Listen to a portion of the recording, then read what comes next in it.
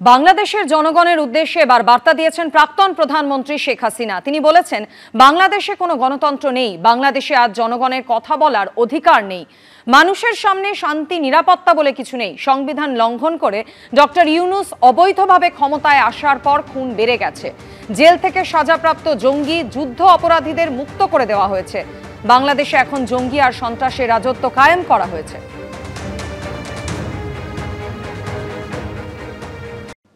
বাংলাদেশে আজকে গণতন্ত্র নাই, গণতন্ত্র তিরোহিত। বাংলাদেশে আজকে জনগণের কোনো অধিকার নাই, কথা বলার অধিকার নাই।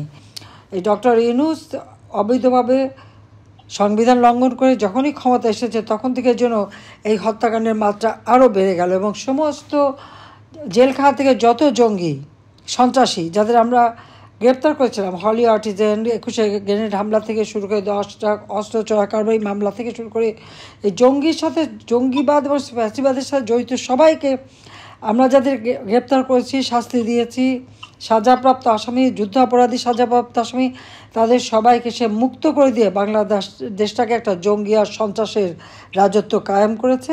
ইউনূসের ক্ষমতা দখল এবং ক্ষমতা দখলের পর থেকে বাংলাদেশের জন্য একটা চরমভাবে একটা সন্ত্রাসী কর্মকাণ্ড এখন পর্যন্ত অব্যাহত।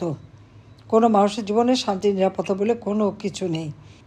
আমাদের সামনে এখন উপায়টা কি?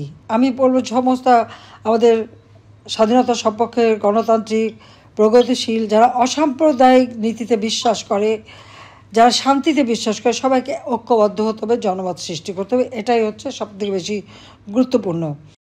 ভুয়ো আধার কার্ড দেখিয়ে নেপালে ঢুকতে গিয়ে বিএসএফের হাতে ধরা পড়লেন এক বাংলাদেশি।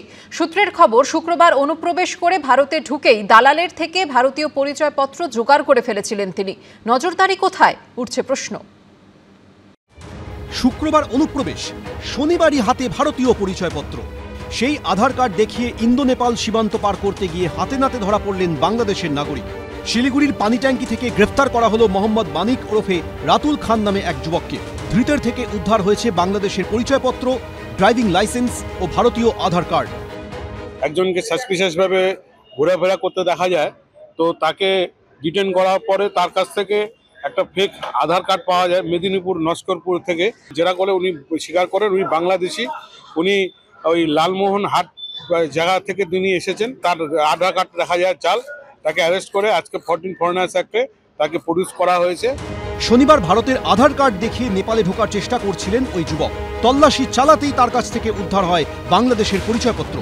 সূত্রে খবর, বাংলাদেশের পরিচয়পত্রে ওই যুবকের নাম মোহাম্মদ মানিক, অন্যদিকে আধার কার্ডের নাম রাতুল খান। আধার কার্ডে পূর্ব মেদিনীপুরের লস্করপুরের ঠিকানা রয়েছে। পরে জেরায় ওই যুবক জানান তিনি আদপে বাংলাদেশের লালমনিরহাটের বাসিন্দা। শুক্রবার অবৈধভাবে সীমান্ত পেরিয়ে ভারতে ঢুকেই দালালের থেকে জাল আধার কার্ড নেন অভিযুক্ত। এখানেই প্রশ্ন উঠছে, 24 ঘন্টার মধ্যে কিভাবে একজন অনুপ্রবেশকারীর হাতে আধার কার্ড পৌঁছে গেল? ভারতে ভুয়ো পরিচয়পত্র তৈরি করা কি এতই সহজ? দেশের নিরাপত্তার জন্য এটা কতটা উদ্বেগের? যথেষ্ট সতর্কতার সঙ্গে কেয়ারফুলি করা দরকার এবং ফোর্জড জোন যেগুলো আছে, স্পেশাল ফোর্জড জোন যেখানে আছে, যেখান থেকে একটার পর একটা Aadhaar card, PAN card, voter I card জাল করা হয়েছে, সেই জায়গাগুলো কিন্তু পুলিশ এবং কেন্দ্রীয় এজেন্সি কিন্তু যৌথভাবে যদি এখনই অপারেট না করে তাহলে কিন্তু এটা কিন্তু আরও দ্বিগুণভাবে বেড়ে যাবে। ভারতে ঢুকলেই মিলে যাচ্ছে হাতে গরম রেডিমেড আধার কার্ড,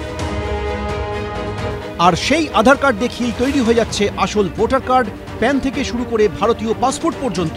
কেউ সেসব নথি ব্যবহার করে দিনের পর দিন থেকে যাচ্ছেন ভারতে, আবার কেউ ভারতীয় পরিচয়পত্র ব্যবহার করে সীমান্ত পার করছেন।